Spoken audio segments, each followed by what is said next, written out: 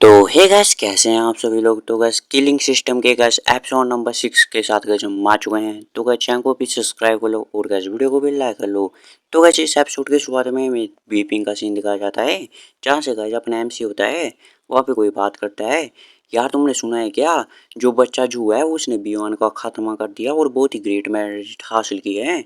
तो दूसरा कहते हैं क्या बच्चा बोल रहा है, उसे जर्नल है वो, और क्या पता वो वापस भी आएगा क्या अब हमसे मिलने के लिए।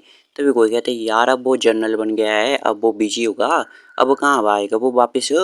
तभी हम देखते हैं, ये लोग देखते हैं यार ये कौन सा स्क्वाड आ रहा है, यहाँ पे कौन सी आर्मी आ रही है। और तभी कोई कहते हैं क्या ये हो सकता है। तभी वो देखते हैं अपने एमसी को, वो कहते हैं यार ये तो ब्रदर जू है, ब्रदर जू अब वापस आ चुके हैं। और अपना एमसी भी इनसे हाथ हिला के कहता है भाइयों कैसे हो, वो ठीक ठाक हो गया। और हम देखते हैं अपना एमसी जा रहा होता है अपने शराब के ठेके में। तभी वो किसी से बात करता है, अंकल ली क्या आपका पैर ठीक है। तो जो अंकल ली होते हैं वो कहते हैं हाँ मैं तो कब का ठीक हो चुका हूँ, तुम्हें अभी भी याद है। और इधर जो अंकल ली होते हैं अपने शराब वाले, वो कहते हैं ये बॉयस तो। और तभी अपना एमसी कहता है आंटी ये लो पैसे और जो क्रीम पाउडर है वो दे दो, मैं जब जिन्नर से मिलने जाऊंगा तब मैं उसे दूंगा। तो वो कहते हैं हाँ हाँ मैं बेस्ट क्वालिटी का दूंगी। और तभी तुम अपने रूट्स को नहीं भूले हो, अभी तक भी इतने बड़े आदमी बन चुके हो, ऐसा बोलते हैं ये जो विलेजर होते हैं बाकी के। और अपना जो अंकल ली होता है वो सोचते क्या यंग मास्टर वापस आ चुके हैं, और कहते हैं यंग मास्टर ये तो बहुत ही ग्रेट है, और आप तो सेफली वापस आ चुके हैं। अगर आपकी दादी होती वो आपको देख के खुश हो जाती बहुत ही, और अभी भी खुश होगी वो। और अपना एमसी कहता है मैंने प्रॉमिस किया था कि मैं अपने प्रॉमिस से वापस थोड़ी जाऊंगा, कि मैं वापस आऊंगा जरूर। और वो कहते हैं लेकिन ये रेस्टोरेंट। और तभी अंकल जी कहते हैं जब आप बिजी थे अपने गोल्स को अचीव करने के लिए तो मैं भी कोई बेला नहीं बैठा था इधर। जो कि आपने शराब की रेसिपी दी थी मेरे को, मैंने उसे जॉयफुल रेस्टोरेंट एस्टेब्लिश कर दिया। और इस साल में मैंने लगभग आपके लिए लगभग 80,000 गोल्ड को इकट्ठा कर लिया, इतने ज़्यादा पैसों को। तभी अपना एम से भी चौंक जाते हैं, वो कहते क्या। और वो कहते अंकल जी आपने बहुत ही हार्ड वर्क किया है इस साल में, पिछले साल में। और सोचता है मैंने एक्सेप्ट नहीं किया था कि अंकल जी इतने कैपेबल हो गए, इसके साथ जो मेरा आइडिया अपना ओन फैक्शन एस्टेब्लिश करने का वो भी पूरा हो सकता है। और अपना एमसी कहता है हमें मेक श्योर करना पड़ेगा कि ये जॉयफुल रेस्टोरेंट पूरे मिंग डायनेस्टी में फैल जाए और ये बहुत ही ज़्यादा एक्सपैंड कर जाए। और अपना एमसी कहता है मैं इस रेस्टोरेंट का यूज़ करूँगा एक कवर के रूप में, और अब सीक्रेटली अपने ऑर्थो गार्ड को एस्टेब्लिश करूँगा। और तभी ये भी जो होते हैं इसके सबॉर्डिनेट वो कहते हैं क्या हमें बाहर चला जाना चाहिए, मतलब आपकी बात नहीं सुननी चाहिए। और अपना एमसी कहता है इसकी कोई ज़रूरत नहीं है, और तुम जो लोग हो जो जिन पे मैं मतलब ट्रस्ट करता हूँ, और चलो मैं तुम्हें दिखाता हूँ कि असली पावर होती कैसी है। और हम आ जाते हैं खुले से कोर्ट यार्ड में। और अपना एमसी भी इनसे कहता है कि मैं दिखाऊंगा तुम्हें पावर किसे कहते हैं। और जो अपना एमसी होता है वो अपनी पावर को इकट्ठा करता है, जो कि एनर्जी होती है कुछ हाथ जैसे में, और दीवार जैसे पे मार दे वो तोड़ ही देता है, वहाँ पे कुछ भी मारता है मतलब। और ये सब देख के तो चौंक जाते हैं, वो कहते क्या जर्नल के रिकारनेशन तो नहीं है कभी किसी मोटल इमोटल के, मतलब जो कि रिकारनेट हुए हैं। और अपना एम से कहता है इसे कहते हैं इंटरनल स्ट्रेंथ, इनिशिएटरियलम की है ये। और अपना एम से दिखा रहा होता है पावर। और अपना एम से कहता है तुम समझ जाओ कि ये ऐसी पावर है, ये फाउंडेशन है इमोर्टल बनने की। तब ये दोनों चौंक जाते हैं, वो कहते क्या जर्नल हमें ये दिखा रहे हैं, और कैसा ऐसा हो सकता है क्या। और अपना एम सीन पे हाथ रखता है, वो कहते हैं हाँ तुम मेरे लॉयल सबॉर्डिनेट हो, और मैं तुम्हें इम्पार्ट करने जा रहा हूँ ये पावर को थोड़ा सा, और इससे तुम कल्टीवेट कर सकते हो, मतलब तुम भी फिर। और मैं कल्टीवेशन मेथड भी लिख दूंगा तुम्हें बाद में, अगर तुम फैमिलियर हो जाओगे कल्टीवेशन मेथड से तो तुम इसे दूसरे भाइयों को भी सिखा सकते हो फिर। वो तभी जो दोनों खड़े हो जाते हैं बहुत ही हाँफड़े होते हैं, और वो कहते हैं यार ये कल्टीवेशन मेथड तो काफ़ी ज़्यादा एक्स्ट्रा ऑर्डिनरी है जर्नल, कैसा नहीं हो सकता कि अगर हम सिखा देंगे तो कोई डिसलॉयल और आपका राज खोल दे और आपका सीक्रेट ना बने। तभी दूसरा भी कहता है हाँ। तभी अपना एमसी कहता है तुम्हें क्या लगता है कि मेरे को किसी बंदे को परखना नहीं आता है। वो कहते हैं हाँ हाँ हम आपके ऑर्डर को वो करेंगे। और अपना एमसी कहते हैं अंकल जी मेरे को नेम रजिस्टर दीजिए, जो भी यहाँ पे काम करते हैं मैं देख सकता हूँ कि कोई डिसलॉयल पर्सनल तो नहीं है। और जो हाइनेस है प्रिंस ऑफ याना उन्होंने मेरे को 3 महीने की छुट्टी दी है, और मैं यहीं पे अपने भाइयों को ट्रेन करूंगा और फिर शादी करने चला जाऊंगा जिन्नर से। तो अंकल जी भी कहते हैं गुड गुड काफ़ी अच्छा है, अब आप फाइनली शादी करने जा रहे हैं। और अपने एमसी से पूछता है लेकिन शू फैमिली, तो अपने एमसी कहता है शू फैमिली उसका तो मैं चिंता ही नहीं करता हूँ अब ज़्यादा। और तभी हम देखते हैं यहाँ पे जो फोर्थ ब्रदर होता है, तभी एक असैसिन होता है, वो कहता है असैसिनेशन रेडी है एम्बुश करने के लिए, जूक स्योंग आएगा तब। तो जो फोर्थ ब्रदर होता है वो कहते हैं हाँ मेरे ऑर्डर को पास कर लो, जो भी जूक स्योंग का सर काटेगा उसको 500 सोने के सिक्के दिए जाएंगे। और ये चुप रहता है। और फिर हमें दिखाया जाता है, पूछता है सेकंड ब्रदर हम असैसिनेशन को क्यों भेज रहे हैं, इससे ऐसा नहीं हुआ क्या कि वो हमारे हाथों मारा जाएगा, तो हाइनेस कैसे मारेंगे उसे। तभी ये कहता है जूक स्योंग कैपेबल है कि बियॉन का हरा सकता है वो, तो वो असैसिनेशन से तो मारा नहीं जाएगा। और मैं ये होप भी नहीं कर रहा हूँ कि वो मारा जाएगा, ये सक्सेसफुल होगा। और बस हमें उसे नर्वस बनाना है। तो वो कहते हैं इसका पॉइंट क्या है। तो जो सेकंड ब्रदर होता है वो कहता है कि एम्परर ने डिसाइड किया कि क्राउन प्रिंस जाके रिसीव करेगा जूक्सियों को, जो सिटी के बाहर जाके रोड साइड पेवेलियन पे। और एटिकेट का देखा जाए, जब भी कोई क्राउन प्रिंस किसी को रिसीव करता है जाके, तो सोल्जर अलाउड नहीं होते हैं आर्मर और वेपन को साथ ले जाने में। लेकिन जब जूक स्योंग जाएगा वहाँ पे तो उससे बहुत ही ज़्यादा असैसिनेशन अटैम्प्ट होंगे। तो उसके सबॉर्डिनेट फुल्ली एक्यूप्ड होंगे हथियार वगैरह के साथ। और हम रूमर स्प्रेड कर देंगे कि जूक्सियों का प्लान है कि वो क्राउन प्रिंस को किडनैप कर ले, और उस टाइम पर इंपीरियल गार्ड उसे पकड़ लेंगे, और वो चाहे कितना भी डिफेंड करे वो बच नहीं पाएगा। तभी फोर्थ भी सोचता है यार सेकंड ब्रदर से जैसा सोचा था, इसकी स्कीम तो काफ़ी अच्छी है, जो मर्चेंट है अब तो बचेगा नहीं, वो तो इस बार पक्का मारा जाएगा। और हम देखते हैं दूसरी तरफ अपने एमसी जा रहा होता है अपने बंदों के साथ, तो पेड़ पे असैसिनेशन होते हैं। वो कहता है चलो मारो इसको झूठ से होंगे, अपनी लाइफ हमें दे दो। तो हम देखते हैं अपने एमसी को, वो कहता है अब टाइम आ चुका है रिजल्ट को चेक करने का, जो भी तुम्हारे साथ ट्रेनिंग की है मैंने तुम्हारी, मतलब अपने बंदों को कहता है। और हम देखते हैं अपने एमसी के बंदे जो होते हैं सबॉर्डिनेट, वो भी जाते हैं और उन्हें असैसिनेशन को तो पीटने लग जाते हैं बहुत ही बुरी तरह से। और असैसिन होते हैं वो कहते हैं भागो यार, ये तो सभी लोग एकदम मॉन्स्टर है मॉन्स्टर। और अपना एमसी कहता है क्या तुम्हारे पास कोई और भी मूव्स हैं, तो चलो मैं उन सबको रिसीव कर दूंगा। और हम देखते हैं फोर्थ ब्रदर को, वो कहते हैं यार सब कुछ खत्म हो गया अब तो। तभी हम देखते हैं दूसरी तरफ क्राउन प्रिंस का सीन है। तभी एक बंदा कहता है योर हाइनस एक रूमर फैल रहा है कि जो जूक से होगा वो आपको किडनैप करना चाहता है, तो आप पैलेस में क्यों ना चले जाए और उसे हम वेलकम कर लेंगे आपके जगह पे। तभी हम देखते हैं क्राउन प्रिंस को, वो कहता है कोई ज़रूरत नहीं है, मैं मुझे विश्वास है जूक से पे। फिर क्राउन प्रिंस कहता है वो यहाँ पे आ चुके हैं। और हम देखते हैं तभी अपना एमसी वगैरह आ जाते हैं और वो रिस्पेक्ट पे करते हैं हाइनेस को और उसके सबॉर्डिनेट भी। तो अपना जो होता है क्राउन प्रिंस वो कहता है खड़े हो जाओ जनरल जू, और तुमने बहुत ही आउटस्टैंडिंग जो है वो मेरिट हासिल की है ग्रेट विंग के लिए, और इन सब फॉर्मेलिटीज़ की कोई ज़रूरत नहीं है। तो अपना एमसीबी से थैंक यू करता है। लेकिन क्राउन प्रिंस पूछता है जनरल जू जो कि आपके सबॉर्डिनेट है उन्होंने कपड़े क्यों नहीं पहने, मतलब शर्टलेस क्यों है वो, और क्या हुआ था क्या रास्ते में कुछ। तभी अपना एमसी कहता है मैं अगर सच सच बताऊं तो हमें बहुत सारे असैसिनेशन अटैम्प्ट हुए हैं जब कैपिटल में आ रहे थे हम, और मेरे सबॉर्डिनेट उन्होंने उन्हें धर दबोचा बिना किसी हथियार के और डिफेंसलेस होते हुए, और उन्हें गवर्नमेंट ऑफिस में रख दिया है उन्हें पकड़ के। और जो क्यों वो शर्टलेस है क्योंकि वो क्लोथ्स पे उन पे ब्लड लग सकता था इसलिए उन्होंने उतार दिए। तभी क्राउन प्रिंस कहते हैं क्या उनकी हिम्मत कैसे हुई ग्रेट विंग के ऑफिशियल पे असैसिनेशन अटेम्प्ट करने की, मैं इंपीरियल फादर से इसकी रिपोर्ट करूंगा और आप चिंता मत कीजिए हम पता लगा लेंगे कौन है इसके पीछे। और तभी अपने एमसी कहता है ओ थैंक यू हाइनेस। और तभी जो बात सुनते हैं बाकी के लोग वो कहते क्या हरा दिया असैसिनेशन को, मतलब बिना किसी हथियार के वो डिफेंसलेस होते हुए।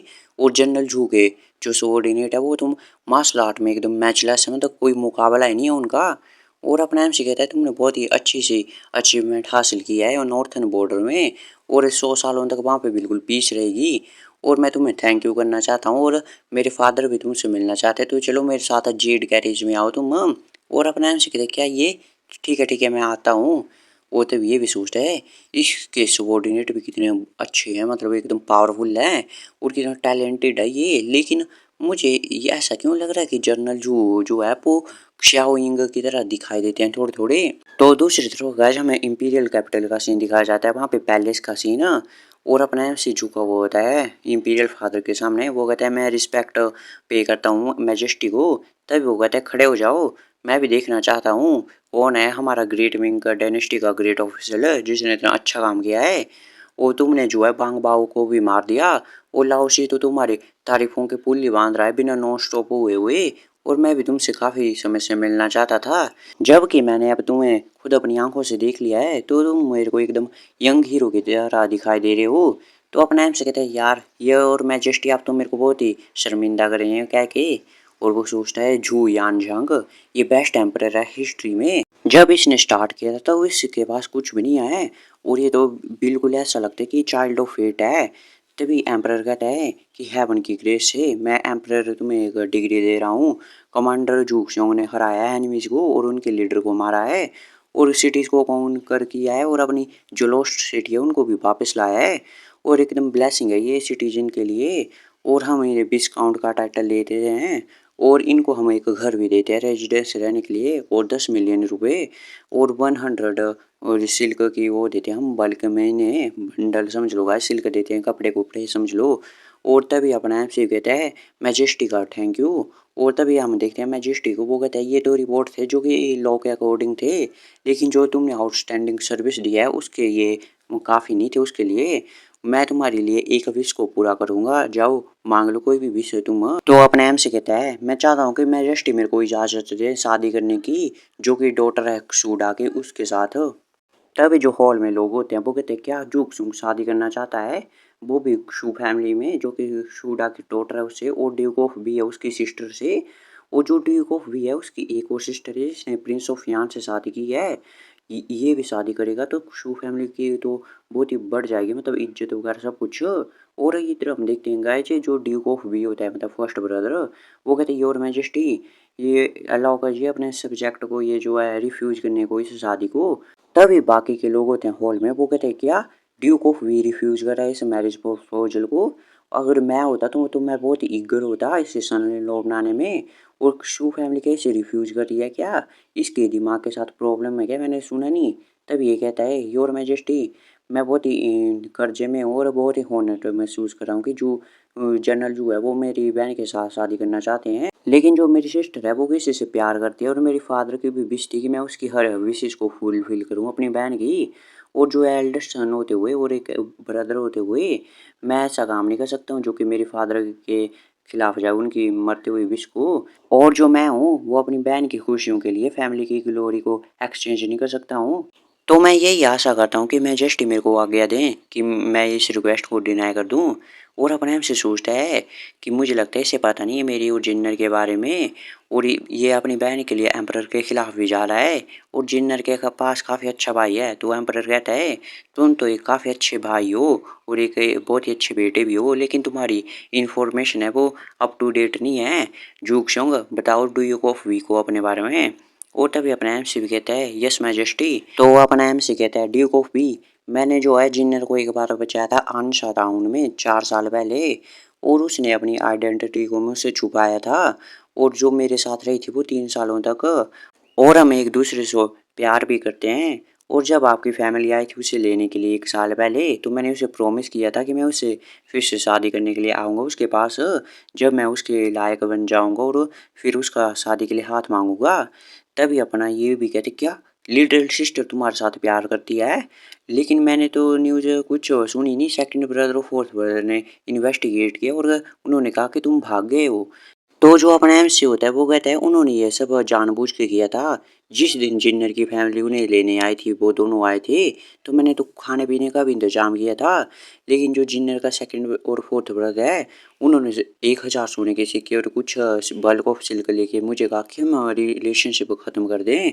और उन्होंने मेरे को ये भी कहा कि लोली मर्चेंट है और हमारी बहन के लिए ये है नहीं मतलब लायक। और उन्होंने मेरे को जान से मारने की धमकी भी दी थी एक चींटी की तरह, और इसलिए मैंने ज्वाइन की आर्मी और नॉर्थन जो बॉर्डर है वहाँ पे चला गया, और अपनी जान पे बाजी लगा के मैंने इतना सब कुछ किया है, इतना एनिमीज को मारा है जो कि मेरे दर्द या दुख था मेरे दिल के अंदर उससे।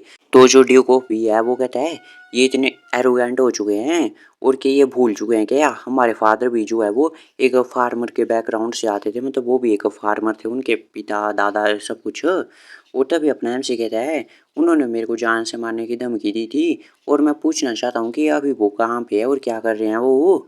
तभी जो एम्परर होता है वो कहता है तुमने बहुत ही अच्छा कहा है, एक आदमी को ऐसा ही होना चाहिए झुक सिंह। मैंने इन्वेस्टिगेट किया जो कि असैसिनेशन हुए थे तुम पे, और उन दोनों का ही काम है, इनके पीछे भी असैसिनेशन के पीछे।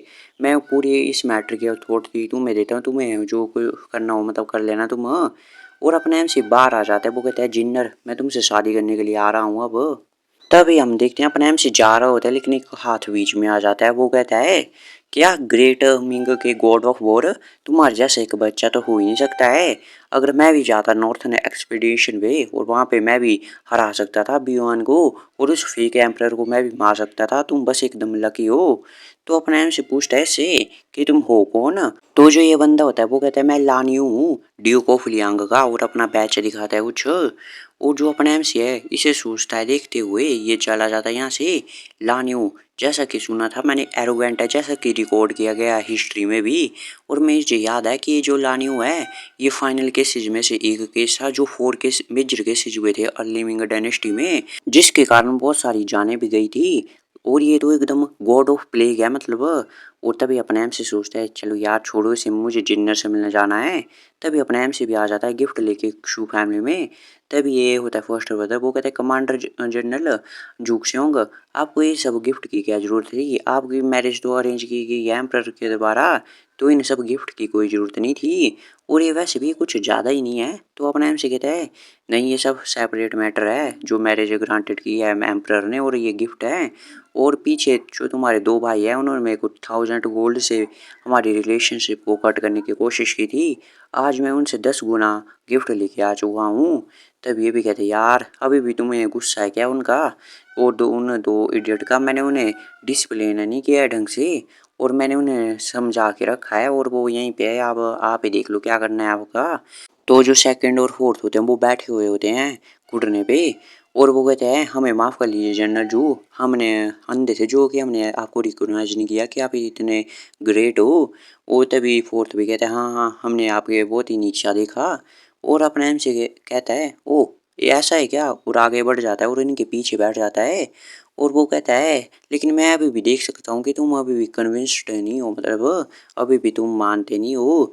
और वो कहते हैं इधर आ जाओ और घुटने पे और नील डाउन करो मेरे सामने। तो हम देखते हैं फोर्थ पर तो गुस्सा हो जाता है, वो कहता है डैम यू, और मैं इसे और नहीं ले सकता हूँ, तू अल्कोहल कहीं मर्चेंट कहीं का, जो भी हमने किया वो ठीक है, तू मर क्यों नहीं जाता है जहाँ पे रास्ते में ही, और हमने कुछ भी गलत नहीं किया है। और अपना एमसी कहता है अच्छा ऐसी बात है क्या, तो चलो हमें तुम्हें अच्छे से सुधार दूंगा मतलब। और गाइस ये एपिसोड यहीं पे खत्म होता है गाइस, मिलते हैं आपसे अगले एपिसोड में, तब तक के लिए bye bye, keep watching, stay safe.